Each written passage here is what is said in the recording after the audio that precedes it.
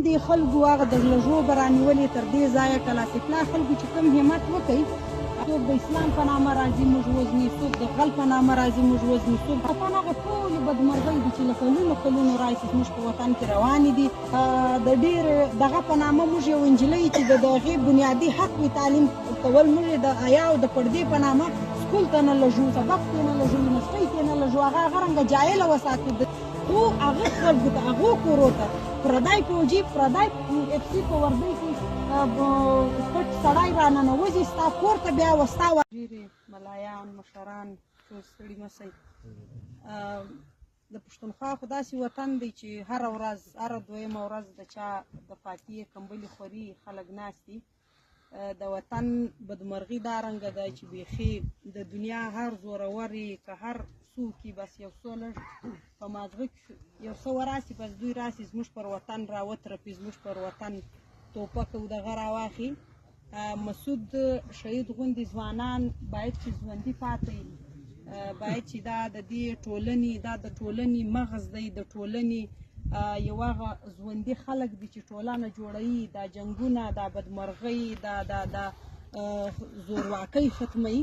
نو په داسې حال کې چې عام خلک راځي د سملځای یو ډېر کوچنی کلی دی، ډېر کم خلک دي پکې، په دا رنګه کلي ته هم یو څوک ناولده راننوځي، خلک دوه ځوانان له ځان سره وړي، یو دوه ټوپکې ورسره وي او د یو کور کیسه عمرو له ختم کړي، یو ځوان ژوند چې کوم دی دا واخلي.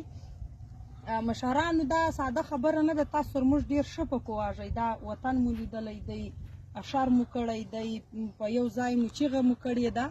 نو وطنونه کامونه هر وخت هغه وخت جوړ شوي چې کله سپین ږیري ځوانان مشران ټول د وطن په خپل حدود باندې خبر وي، په خپل شو په بد خبر وي او د خپلې علاقې ته راغلي په میلمه او په خپل کور په سړي خبر وي. دا موږ ډېر ناولده خلک نه یو، سرکګړ څپرګړ د کلاسیفلا وژغږو. نو کلاسیفلا دومره لوی ښار نه دی چې زه به ناولده یا راغلی میلمه یا ناولده سړی نه پکې پېژنم. نو باید د دې دا شیان چې کوم دي دا نیول کېږي د خپل ولس په مټې، د خپل ولس په زور. دا اوس چې کوم دي خلکو هغه د لږو به رانیولې تر دې ځایه کلاسیفلا خلکو چې کوم همت وکړي، دا همتونه هر وخت پکار دي. باید موږ یو سیستم جوړ کړو په خپل کلي کې چې هر ناولده سړی راکړی هغه د هر شنای هم پېژني، سپین ږیری هم پېژني، ځوان هم پېژني، تر لاس دې نیسي چې هلکه ته څوک یې چې راغلی خیر دی، میلمه یې د چا کر راغلی یې، څنګه راغلی یې، څه کار دی. که موږ دا رنګه هر څوک تر لاس رانیسو، د هر چا حال کوو، هر ناولده سړی ځان ته پېژنو، بیا دا واقعي ډېر نشي کېدی. خو وطن دی د هر چا رامخه ده، څوک د اسلام په نامه راځي موږ وزني، څوک د غل په نامه راځي موږ وزني، څوک د طالب په نامه راځي موږ وزني، څوک د حکومت په نامه راځي موږ وزني، څوک د زموږ د حفاظت په نامه راځي موږ وزني. د دې وزلو د دې مرګونو مخنیوی چې کوم دی دا یوازې موږ په د خپل مټې په زور یې کوی سو. دلته نه ریاست ته داسې خپل ریاست لري چې ستا د سر سودا د پاره چې څوک ستا د سر سودا کوي دی د ورته ودرې چې دا زما خلک دي ته بې نه کوې.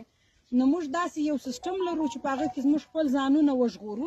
نو دلته چې هر وخت ریاست دی که هر څوک دی، دلته حکومتونه دي، هغو هر وخت پردي توپکماران راوړي دي یا یې دلته خپل خلک و موږ ته روزلي دي، توپکونه یې په لاس ورکړي دي، بس یوه ته ویې ته ورننوځه دا کور کې ټک مک وکړه، یو شی راغلا که بس هغه راله یو ګړی وسوه، له بلې خوا بیا وردۍ په غاړه وي، هغه بیا در راننوځي، هغه بیا حال کوي چې دا سړی له کومې خوا رالی، څنګه رالی، دا تاسو دې ته پناه ورکړې ده. دا اوس د طالبانو کیسه شروع ده، په کلاسیفلا کې په زرګونو طالبان په دې غرونو په دې علاقو کې پرېښي دي. هغه راسي ستا په کور راننوځي، ما ته ډوډۍ راکړه، پښتونخوا وطن دی، پښتانه دي، هر میلمه ته ډوډۍ ورکوي. په پښتونخوا وطن کې نه مړۍ چا په پیسو کړې ده، نه بستره چا په پیسو کړې ده. میلمه دلته چې هر چا ته راغلی دی هغو خپل کړی دی. خو دلته چې یو سړی راننوځي وایي ما ته ډوډۍ راکړه، خلک ډوډۍ ورکړي، له بلې خوا اف سي او پوج او دا خلک د راننوځي وایي دا دهشتګرد وایي، دا څوک وایي تا ډوډۍ ورکړه. ته چې دومره خبر یې چې دا دهشتګرد زما تر کلا را رسېږي، تا تر دې له مخه ولې نه ونیوئ؟ دا چې زما تر کلا واتی تاسو له نه ونیوئ. نو دا کیسه چې کومه ده یا دا د مسعود شهید چې کوم واقعه ده، دا هغه سره چې دا بل ملګری کوم نیول سوی دی، دا د وطن هغه ټولې بدمرغۍ دي چې له کلونو کلونو راهیسې زموږ په وطن کې روانې دي. دلته اول دا کیسه دومره عام نه وه، خو دې کیسې دې پیښو وزیرستان وخواړی، دې پیښو سوات وخواړی، دې پیښو هغه خیبر پښتونخوا ټوله وخوړه. اوس دې پیښو مخه زموږ وخواته سوې ده. دا رنګه خلک راځي، هلته بیا هم دا رنګه به طالب رالی، هغه به ټول ماله ډوډۍ راکړه، طالب به وواته فوج به وراننوتې به تا ډوډۍ ورکړه. بیا به د هغه کور سړي به یې ټول له ځان سره یوړل، اغوا به یې کړل، ورک به یې کړل. بیا به په کور کې پاتې ښځې چې کمې وې هغه ته به فوجیان راننوتل، د دوی چې به کومه ښځه خوښه وه هغه به یې له ځان سره یوړه، د دوی چې به کومه ښځه خوښه وه هغه ته به یې هلته ما ته کټ راسم که بلې ښځې ته به یې هلته ما له پښې رازور که بلې.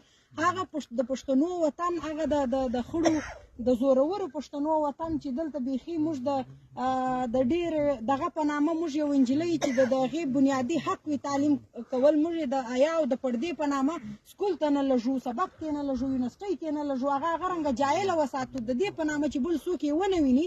خو هغه خلکو ته، هغو کورو ته پردی فوجي، پردی اف سی په وردۍ کې پټ سړی راننوځي ستا کور ته، بیا ستا و هغې لور ته یایي چې تا په کلونو کلونو پیټه کړي، ستا و هغې ښځې ته یایي چې په کلونو کلونو دې د کور ور نه یې لیدلی، و هغې ښځې ته یې ته ماله کټ راسم که، و هغې لور ته د وایي چې ته دا به در سره وړئ. د سوات په سلونو په زرګونو ښځې چې کومې وې دا یې له ځان سره د اف سی پوجیانې یوړې. دا د سوات ښځې، دا د وزیرستان ښځې، دلته تاسو ټول مشران ناست یاست، تاسو په خبر یاست دا 2-3 ځایه خرڅې سوې، په 2-3 ځایه د خلکو 4-5 ځایه ګرځه تر دې هم زیاتې خرڅې سوي دي. نو دا زموږ وطن دی، دا به موږ ساتو، موږ بې پالو. ساتنه پالنه په علم کږي، په پوهه کږي، په شعور باندې کږي. موږ باید علم ته مخه کو، پوهه ته مخه کو، سبقان ووایو او د وطن په مسایلو باندې سر خلاص کو. دلته ناست مشران چې کوم دي باید ټول موږ نور په دې سر خلاص کو چې دا وطن دی، دا زموږ دی، دا به موږ ساتو. دا رنګ باید موږ په کور کې هم مضبوطې ښځې پیدا سي چې هغه بیا سبا فوجي او یا غل وراننوځي. دا د دې د جواب وي چې ته څوک یې چې راننوتی یې، د باندې سړي دا رنګه زورور مضبوط دغه کو چې یو څوک راځي، پردی سړی راځي چې دا یې تر لاس رانیسي چې ورور ته له کومې خوا یې څه دپاره راغلی یې کلي وطن. نو دلته تاسو مشران د پاتا ناسته ده، خدای د مسعود شهید ته جنتونه ورنصیب کړي، پلار یې ناست دی، خدای د صبر ورکړي. که څه هم دا زموږ دپاره یو الفاظ وي چې موږ یوه کورنۍ ته ادا کړو، خو دا یو لوی غم دی. کورنۍ به تر ډېره به د دې چې تر څو یې مور او پلار او خویندې وروڼه ژوندي وه دا غم به د دوی په اوږو وي.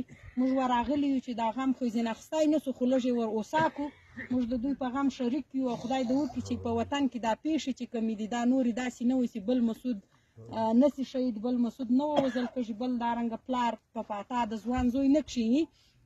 نو تاسو ته د خدای ثوابونه درکړي چې راغلي یاست، او موږ ټولو ته د خدای همت راکړي چې موږ د خپل وطن دفاع په خپله وکړو. خدای دې ښه درکړي. کور ته ځو.